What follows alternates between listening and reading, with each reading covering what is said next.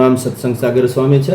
મારા ગુરુ સદગુરુ સ્વામી શ્રી નિત્ય સ્વરૂપદાસજી સ્વામી છે. શતામૃત મહોત્સવ આમ તો મંદિરની સાથે સાથે ગોપાળાનંદ સ્વામીએ પધરાવેલા જે સારંગપુરની અંદર હનુમાનજી મહારાજ છે, એવી જ રીતે ગોપાળાનંદ સ્વામીએ બોટાદની અંદર ચરણારવિંદ પધરાવેલા ભગવાન સ્વામિનારાયણના. એના 175 વર્ષ પૂરા થાય છે અને એમનો ઉત્સવ 25 તારીખથી રાબેતા મુજબ શરૂ થાય છે. 25 તારીખે સવારે 8 વાગે મુખ્ય મંદિરથી પોથયાત્રા છે અને મહોત્સવ સ્થળ સુધી જશે અને બપોર પછીથી કાર્યક્રમ શરૂ થશે. 31 તારીખ સુધી કાર્યક્રમ રહેશે.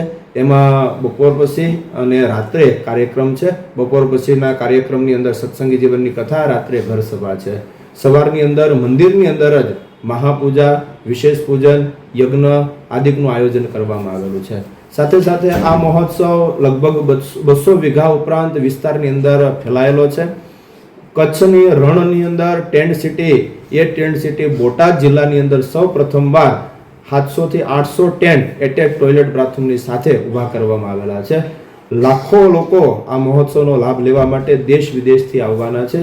આવનાર તમામ યાત્રિકો માટે, તમામ ભક્તો માટે રહેવા જમવાની બિલકુલ ફ્રી વ્યવસ્થા અને વીઆઈપી વ્યવસ્થા આ મહોત્સવની અંદર કરવામાં આવશે.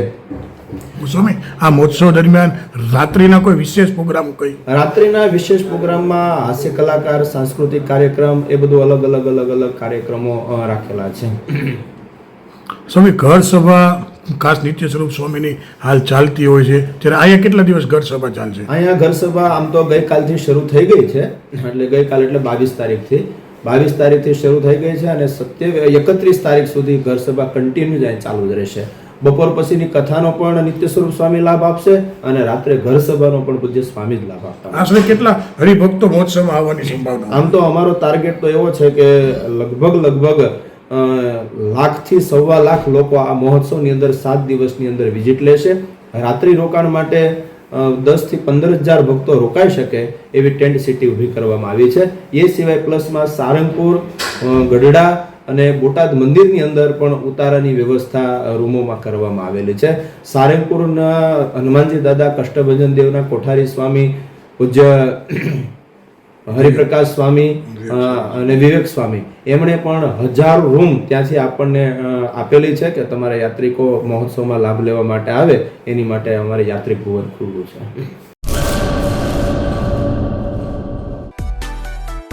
માં motor driving, safe and sure driving.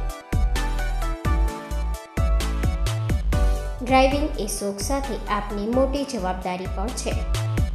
અમારા ઇન્સ્ટ્રક્ટર દ્વારા સચોટ અને સરળ માર્ગદર્શન. આપની રોજની તાલીમની માહિતી મેળવીને શું અધુરાશ છે એના ઉપર પૂરું ફોકસ કરાય છે.